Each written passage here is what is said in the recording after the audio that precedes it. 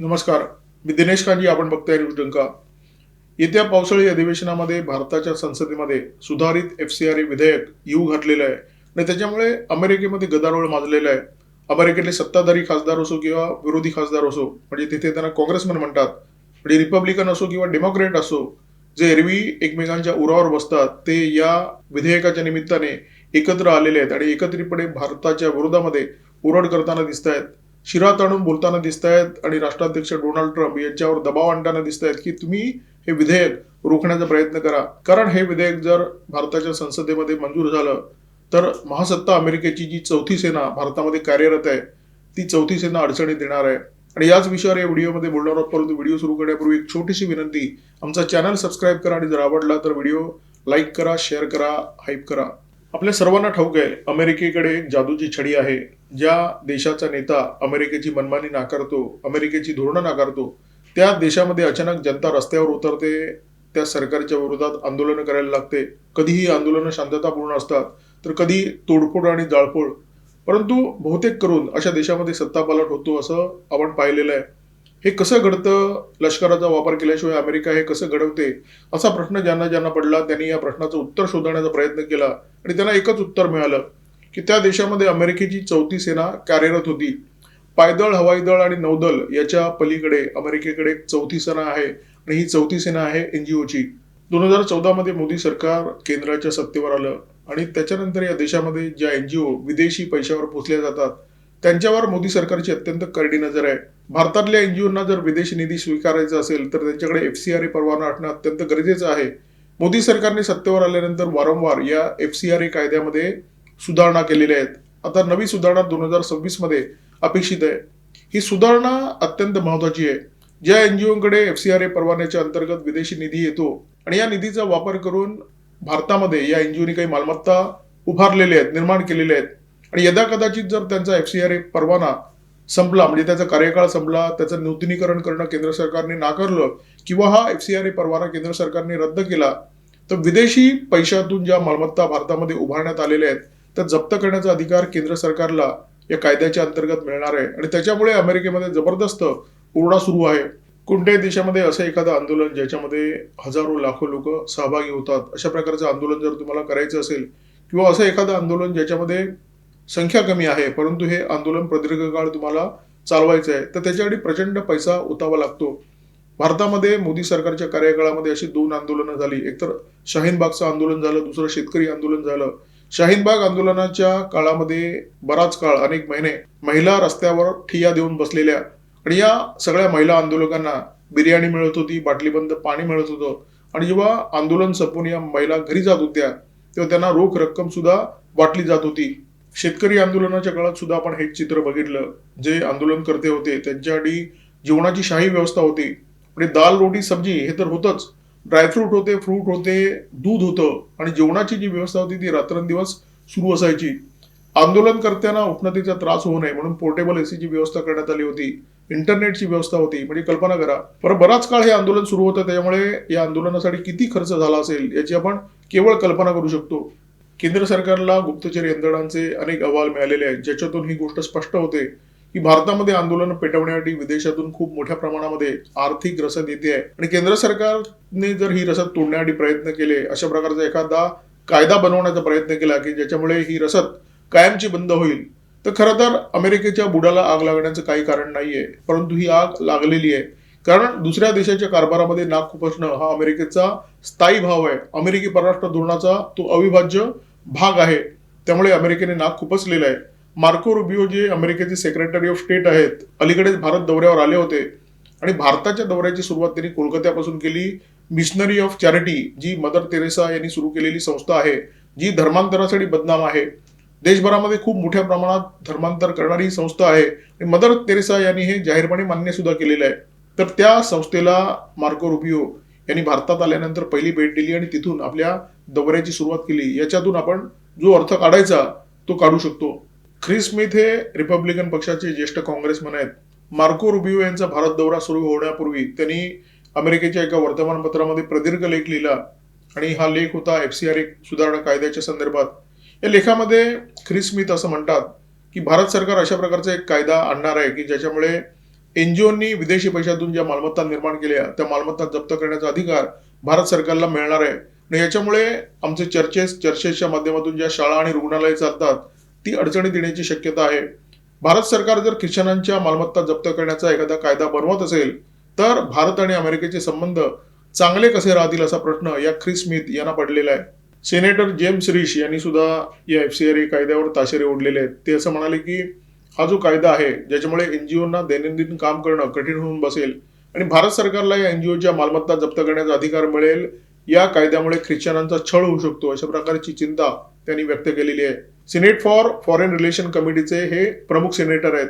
एनजीओवर जी कारवाई सुरू आहे त्याच्यामुळे अमेरिकी काँग्रेसमॅनचे प्राण कंठाशी येणं अत्यंत स्वाभाविक आहे. 2014 मध्ये सत्तेवर आल्यापासून मोदी सरकारला हे ठाऊक आहे की एनजीओची एक खूप मोठी सिस्टीम या देशाच्या विरोधात कार्यरत आहे. ही इकोसिस्टीम विदेशी शक्तींच्या इशाऱ्यावरून देशामध्ये उलथापालथ घडवण्याचे प्रयत्न करत असते. 2014 ते 2026 12 वर्षाच्या काळामध्ये मोदी सरकारने विदेशाकडून रसद घेणाऱ्या पैसे घेणाऱ्या 21,933 एनजीओचा एफसीआरए परवाना रद्द केलेला आहे. जगातील अन्य देशांमध्ये ढवळाढवळ करण्यासाठी अमेरिकेने एक व्यवस्थित यंत्रणा बनवलेली आहे. या यंत्रणेच्या अंतर्गत अनेक सरकारी संस्था, निमसरकारी संस्था, खासगी संस्था, अनेक थिंक टँक कार्यरत असतात. असंच एक दुकान आहे United state commission on international religious freedom. तर या संस्थेने एक अहवाल दिलेला आहे. या अहवालामध्ये सुधारित एफसीआरए विधेयकावर टीका करण्यात आलेली आहे. असं म्हणण्यात आलेलं आहे की या कायद्यामुळे अल्पसंख्याकांवर बुलडोजर चालवण्यात येणार आहे.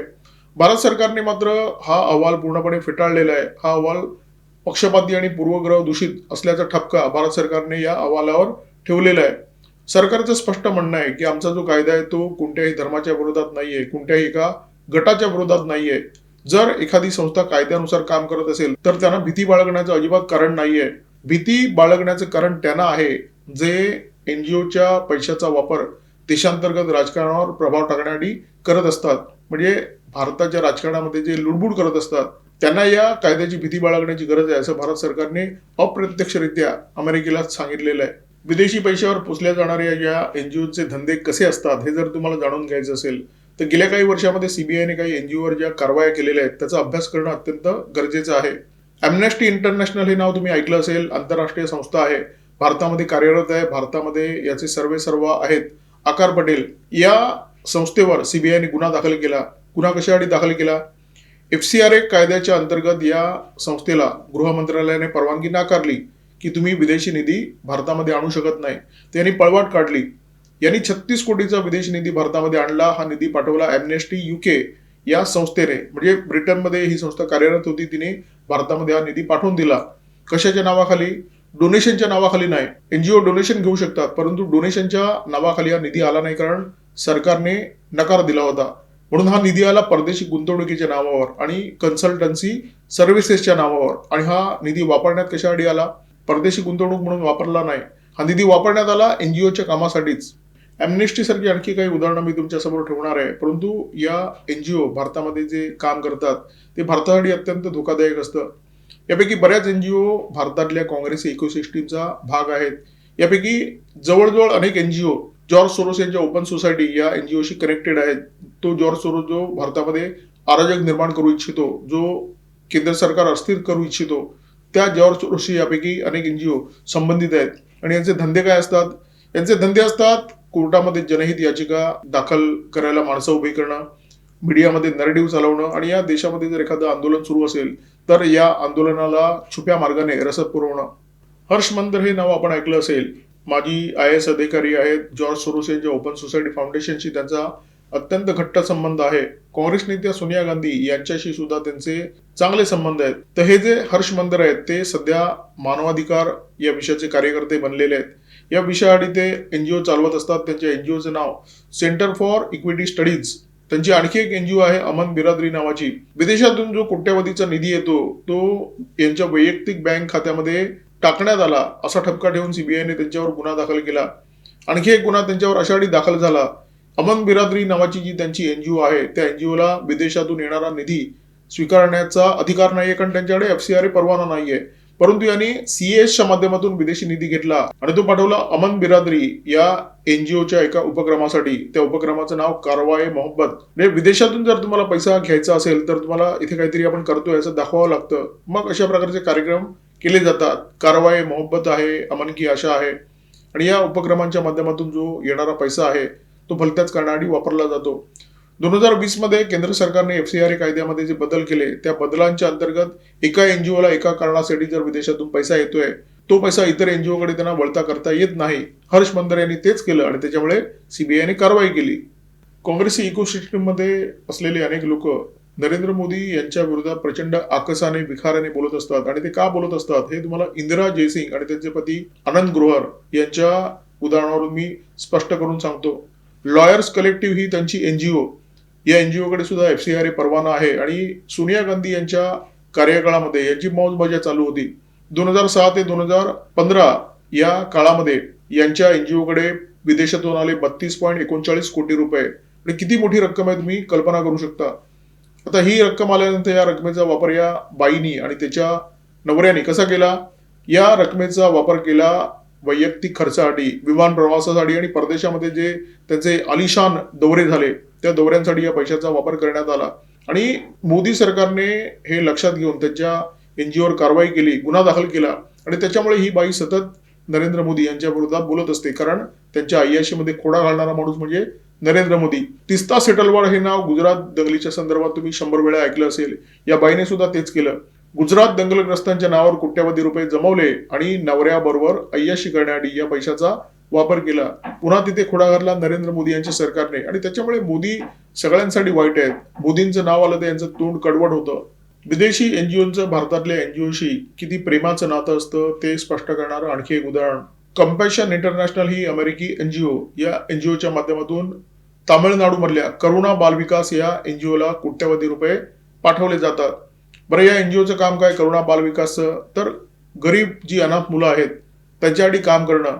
परंतु प्रत्यक्षात विदेशातून जो पैसा येतो त्याचा वापर कशासाठी होतो. ही जी अनाथ मुलं असतात ज्यांचं कोणी नसतं त्यांचं धर्म परिवर्तन करण्यासाठी या पैशाचा वापर केला जातो. या करुणा बाल विकासकडे विदेशातून जे कोट्यावधी पैसे आले त्याचा 10% वापर या संस्थेने केला आणि 90% जो निधी आहे तो पडवला तामिळनाडू आणि केरळमधल्या चर्चेसकडे आणि संबंधित 300 संस्थांकडे. जो अधिकार या संस्थेकडे नव्हता. म्हणजे एफसीआरएचा नियम आहे तुमच्या संस्थेला जर पैसे आले तर ज्या कारणासाठी तो पैसा आलाय त्याच कारणासाठी त्या पैशाचा वापर केला पाहिजे. परंतु या एनजीओ काय करतात, त्या स्वतःही वापरतात, धर्म परिवर्तन करतात आणि धर्म परिवर्तन करणाऱ्या अन्य एनजीओना हा पैसा वाटला सुद्धा जातो. अर्थात या संस्थेवर कारवाई करण्यात आली. त्यांचा एफसीआरए परवाना रद्द करण्यात आला. काँग्रेसने त्यांच्या सत्ता काळामध्ये एनजीओची इकोसिस्टीम तयार केली आणि या इकोसिस्टीमने आता चांगलीच मुळं धरलेली आहेत आणि यांच्यामध्ये ती क्षमता निर्माण झालेली आहे की सरकारला आपल्या तालावर या एनजीओ नाचवू शकतात. आणि जे सरकार यांच्या तालावर नाचणं नाकारतं त्याला मग धक्के द्यायचे, दणके द्यायचे, त्यांच्या विरोधात आंदोलनांना रसद पुरवायची, हे या एनजीओचं काम. या एनजीओचा शिरकाव भारताच्या गृह मंत्रालयापर्यंत झाला होता. स्वाभाविक आहे, विदेशातून करोडो रुपये दरवर्षी येत असतात तर त्या करोडो रुपयांचा तीर्थप्रसाद थोडासा गृह मंत्रालयाच्या अधिकाऱ्यांना द्यायचा, म्हणजे त्यांना कट मनी द्यायचा. आणि याच्यामध्ये गुंतले आहेत गृह मंत्रालयाचे अधिकारी, काही सल्लागार, काही दलाल आणि खूप मोठं हे रॅकेट होतं. या रॅकेटवर 2022 साली मोदी सरकारने कारवाई केली. म्हणजे कल्पना करा, त्याच्या आधी मोदी सरकारला सुद्धा हे माहीत नव्हतं. म्हणजे सरकार तुम्हारी और सिस्टीम हमारी हे एक जे वाक्य सतत बोललं जातं ते किती यथार्थ आहे याची तुम्हाला कल्पना येऊ शकेल. आता सुधारित एफसीआरए कायदा आणि एनजीओ पुराण जे काही मी तुमच्यासमोर ठेवलेलं आहे त्याचं सार मी 3 ठळक मुद्द्यांच्या माध्यमातून तुमच्यासमोर मांडण्याचा प्रयत्न करतो.